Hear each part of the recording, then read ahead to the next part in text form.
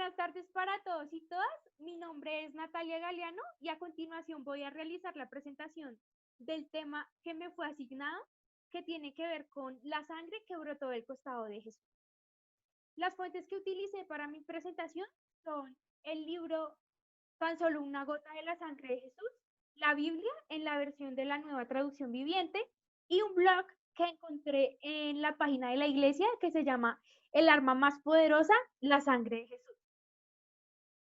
En Juan 19, 34, 35 podemos encontrar la narración del momento exacto de cuando el costado de Jesús fue atravesado. Y dice, sin embargo, uno de los soldados le abrió el costado con una lanza y al instante le brotó sangre y agua. El que lo vio ha dado testimonio de ello y su testimonio es verídico. Él sabe que dice la verdad para que ustedes también crean. Una cita del blog que encontré en la página de la iglesia dice esto acerca de la sangre del costado. Al aplicar esta sangre tendremos un corazón totalmente restaurado y sano de toda herida emocional. También se manifestarán en nosotros los frutos del Espíritu Santo, por medio de los cuales podremos mostrar a otros que tenemos el carácter de Cristo. Entonces, en este sentido, mi presentación está dividida en dos puntos principales. El primero es sangre y agua y el segundo es fruto abundante. En el primero, que es sangre y agua, pues tiene que ver con ese primer versículo que leí al inicio, y es que cuando atraviesan la lanza al costado de Jesús, no solo salió sangre, sino que salió agua. Y esto hace referencia a que en el organismo de Jesús ya no había más sangre. Y esto tiene que ver un poco con el primer subpunto de este primer punto. Y es que Jesús lo entregó todo. Y en Salmos 22, verso 14 y 15, podemos encontrar la siguiente narración. Mi vida se derrama como el agua y todos mis huesos se han dislocado. Mi corazón es como cera que se derrite dentro de mí. Mi fuerza se ha secado como barro cocido. La lengua se me pega al paladar. Me acostaste en el polvo y me diste por muerto.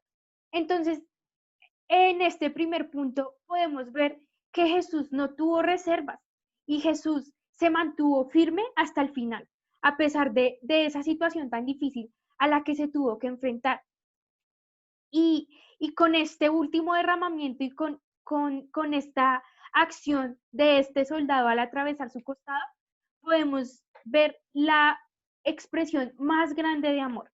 El segundo aspecto tiene que ver con que la vida está en la sangre.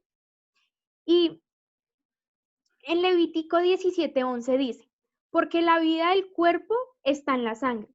Les he dado la sangre sobre el altar con el fin de purificarlos para hacerlos justos ante el Señor. Es la sangre dada a cambio de una vida, la que hace posible la purificación. Y en este versículo podemos ver que incluso en la antigüedad Dios ya había señalado que por medio de la sangre recibíamos la redención. Y pues ahora es con la sangre de Jesús a través a través de la cual podemos recibir esta redención. Y a través de que Jesús derramó toda su sangre literalmente y que derramó toda su vida por amor a nosotros, es que podemos recibir vida abundante. El tercer aspecto es el Hijo de Dios. Y Hebreos 1:3 dice, el Hijo irradia la gloria de Dios y expresa el carácter mismo de Dios y sostiene todo con el gran poder de su palabra. Después de habernos limpiado nuestros pecados, se sentó en el lugar de honor a la derecha del majestuoso Dios en el cielo. Y este punto tiene que ver un poco con que, pues en la Biblia podemos ver muchos hombres que se levantaron en nombre de Dios y hombres pues que también marcaron la historia, como David, como Daniel, como Elías o como Moisés.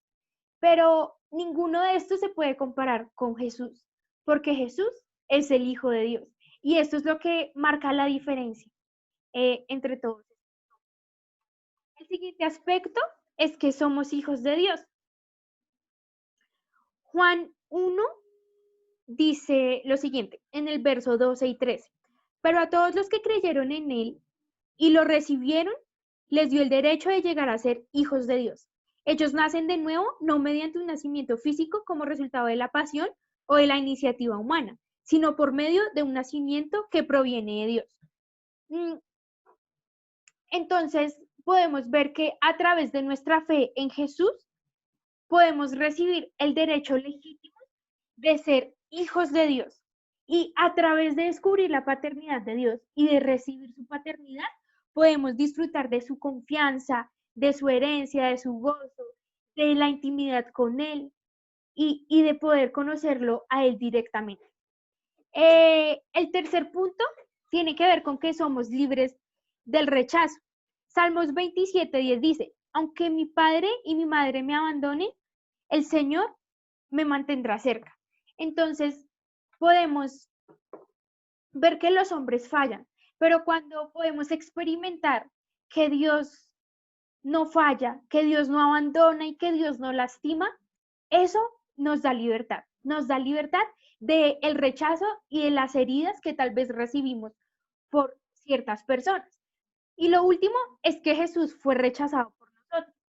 Juan 1:11 dice, vino a los de su propio pueblo y hasta ellos lo rechazaron. Entonces, en la Biblia podemos ver que Jesús también experimentó el rechazo de las personas de su pueblo, incluso experimentó el rechazo de su padre. Pero Jesús experimentó esto con un propósito, y es con el propósito de que nosotros podamos experimentar la aceptación del amor incondicional de Dios. El segundo punto principal tiene que ver con el fruto abundante. Y es que el fruto abundante viene a través de un corazón sano, a través de poder experimentar las cosas que anteriormente denuncié. Entonces, el primer subpunto es el carácter de Cristo en nosotros. Y en Efesios 4:13 dice, ese proceso continuará hasta que todos alcancemos tal unidad en nuestra fe y conocimiento del Hijo de Dios, hasta que seamos maduros en el Señor, es decir, hasta que lleguemos a la plena y completa medida de Cristo. Entonces, nuestra vida es el resultado de nuestro carácter y nosotros debemos reflejar el carácter de Jesús, pues Jesús es el mayor ejemplo de cómo deberíamos llevar nuestra vida.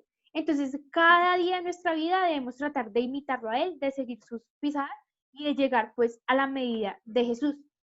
El segundo es el fruto del Espíritu Santo, pues que están enunciados en Gálatas 5, que dice, en cambio la clase de fruto que el Espíritu Santo produce en nuestra vida es el amor, alegría, paz, paciencia, gentileza, bondad, fidelidad, humildad y control propio.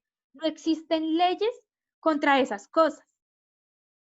Entonces, este punto pues está conectado al subpunto anterior, porque la plenitud del carácter de Cristo la vemos reflejada en los frutos del Espíritu Santo. Cuando obtenemos esos frutos es que podemos obtener el carácter de Cristo en nosotros.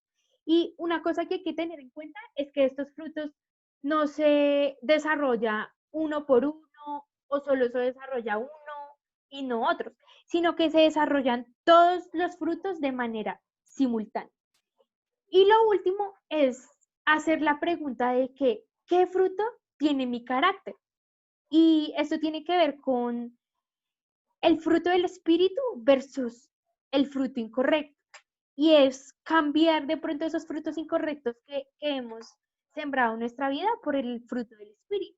Entonces, es cambiar el temor por el amor, la amargura por el gozo, la intranquilidad por la paz, la impaciencia por la paciencia, la impiedad por la benignidad, la maldad por la bondad, la duda por fe, la rebeldía por mansedumbre y el descontrol por la templanza.